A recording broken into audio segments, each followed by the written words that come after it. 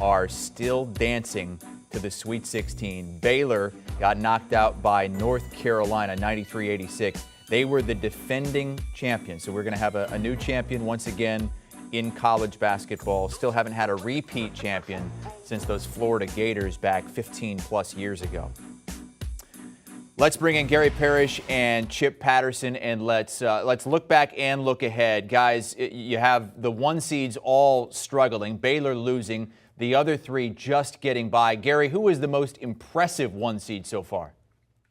For me, it was Gonzaga. I mean, they beat Georgia State by 21 after not playing too well in the first half, in the first round. And then, you know, on Saturday night, they took Memphis's best shot. I mean, the Tigers have been playing for about an 8-week period as a top 10 team in America.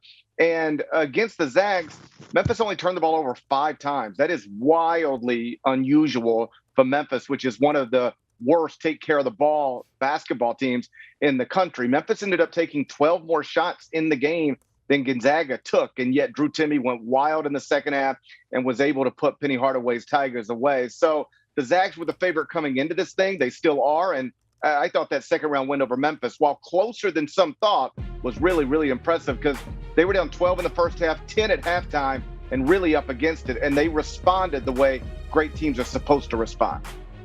Yeah, closer than many expected, and it was the closest margin of the 3 number 1 seeds who all got pushed by a number 9 seed, all winning by 7 points or less. I'm going to go with Gonzaga as well, and 2 things really stood out to me. I do think that Memphis, of those 3 number 9s, the others being Creighton and TCU, I think that Memphis is the best of the bunch. And then number 2 is a little bit more big picture and a little bit more spinning forward, because we get so focused on Drew Timme and Chet Holmgren. Drew Timme and Chet Holmgren, what are you going to do to stop Drew Timme and Chet Holmgren? But I thought that the guard play that Gonzaga was able to get, Nembhard had a fantastic game. Rasir Bolton was able to step up with some really key plays to help the Bulldogs avoid that upset. That's what you need to be totally well-rounded. And yes, Drew Timme, as Chet Holmgren's dealing with foul trouble, as Chet Holmgren is failing to reach double digits in terms of scoring and not rebounding at the clip we're used to, Timme just did the Greg Jennings put the team on my back, though, and his focus and drive and motivation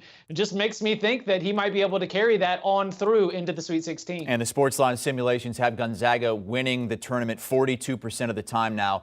Do you want a sports network that delivers everything that matters about the game? The highlights, the picks, the instant analysis, no yelling, no fake debates, no politics. Hit the subscribe button and never miss a moment.